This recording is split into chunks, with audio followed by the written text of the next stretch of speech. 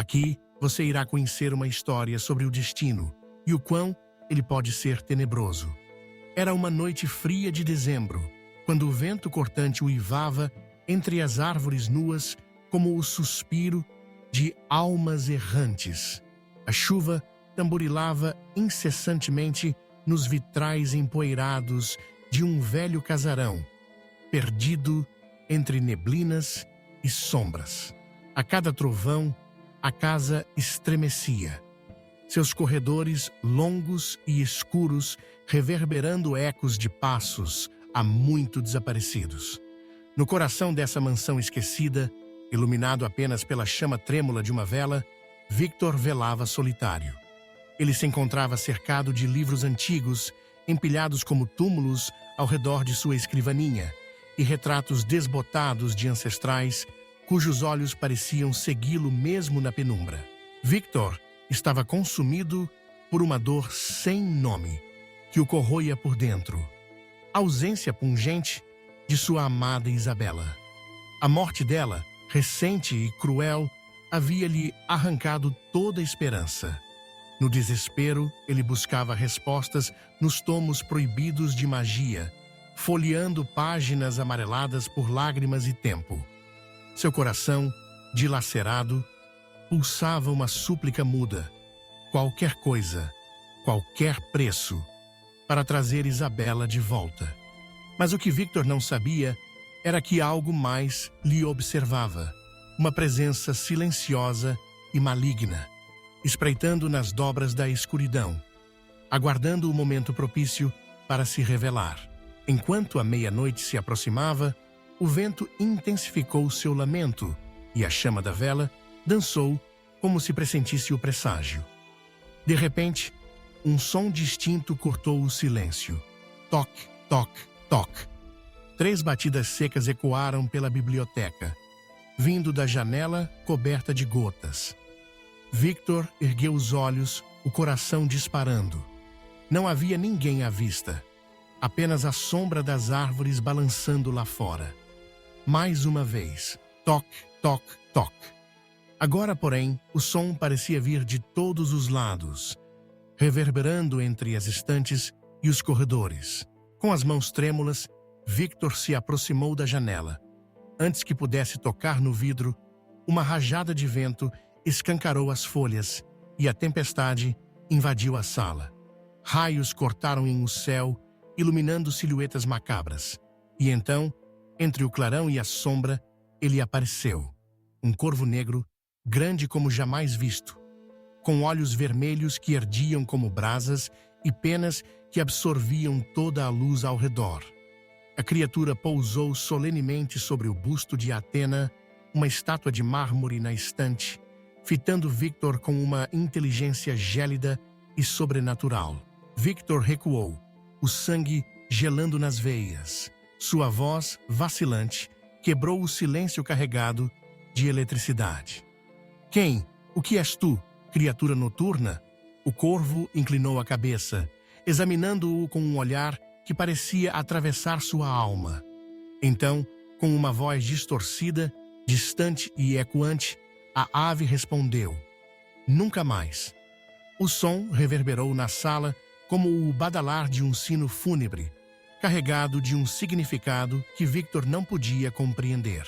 Assustado, mas incapaz de recuar, Victor tentou entender o que acontecia.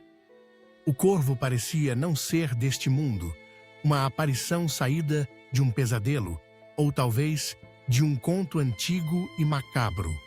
A cada pergunta que Victor fazia, a resposta era sempre a mesma e cada vez mais perturbadora. Voltarei a ver Isabela? Perguntou com um fio de esperança. Nunca mais, grasnou o corvo, e Victor sentiu a esperança se partir como vidro sob o peso do luto. Minha dor terá fim? Implorou com lágrimas nos olhos. Nunca mais, repetiu a criatura, a voz agora soando como o ranger de uma porta enferrujada, como o sopro de vento por entre túmulos. A cada resposta, a atmosfera se tornava mais densa, a escuridão mais opressiva. Victor sentia-se afundar em desespero. A sanidade esvaindo-se com cada batida do coração. Num último lampejo de loucura, gritou: "Foi você quem a matou?" E o corvo, então, abriu as asas, mergulhando a sala em trevas profundas e geladas. Livros caíram das estantes. As velas foram apagadas por um vento sobrenatural, e um sussurro percorreu os corredores como risadas vindas do além. E então, Victor a viu. Isabela. Ela apareceu na penumbra, pálida, os olhos vazios e os lábios manchados de sangue. Seu vestido estava rasgado, e sua presença, etérea, parecia flutuar entre o mundo dos vivos e dos mortos. Com um sussurro gélido, ela acusou: "Você me condenou."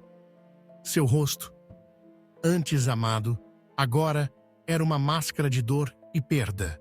O corvo grasnou mais uma vez. Nunca mais. E Isabela se desfez em fumaça, deixando Victor sozinho na escuridão, o coração dilacerado por uma culpa insuportável. Desesperado, Victor tentou expulsar o corvo, gritando e lançando livros na direção da criatura. Nada surtia efeito. Em um último ato de insanidade, empunhou uma adaga antiga, herdada de gerações, e lançou-se contra o corvo, mas a lâmina atravessou o ar, ou melhor, atravessou a névoa que agora envolvia a ave. O corvo riu, e a risada, estranhamente humana, ecoou pelas paredes. "Você está preso aqui, como eu." As palavras soaram como uma sentença final. Subitamente, as paredes começaram a sangrar, linhas escarlates escorrendo lentamente, formando símbolos e palavras esquecidas. Victor viu seu próprio reflexo nas janelas se transformar. Viu-se envelhecendo, apodrecendo, definhando, até que sua imagem não era mais do que uma carcaça vazia, consumida pelo tempo e pelo remorso. O silêncio caiu pesado, e apenas o corvo permaneceu, imóvel como uma sentinela do destino. Quando o sol finalmente se ergueu, seus raios tímidos atravessaram a neblina, iluminando o velho casarão, agora abandonado. A porta rangeu e um novo visitante, curioso e desavisado, cruzou o limiar. O corvo, agora pousado no telhado, observava atentamente, seus olhos brilhando na penumbra. Assim que o estranho entrou, a porta se fechou sozinha, como se a casa respirasse, viva, faminta por novas histórias de horror. Se algum dia, à meia-noite, você ouvir um grasnido vindo da escuridão, lembre-se, não responda. O corvo pode estar esperando por você, pronto para sussurrar seu destino. Nunca mais será cedo ou tarde demais para buscar refúgio. Ou para se inscrever em nosso canal, isso, se você tiver coragem de ouvir as vozes sombrias da noite. Nunca mais, nunca mais, nunca mais.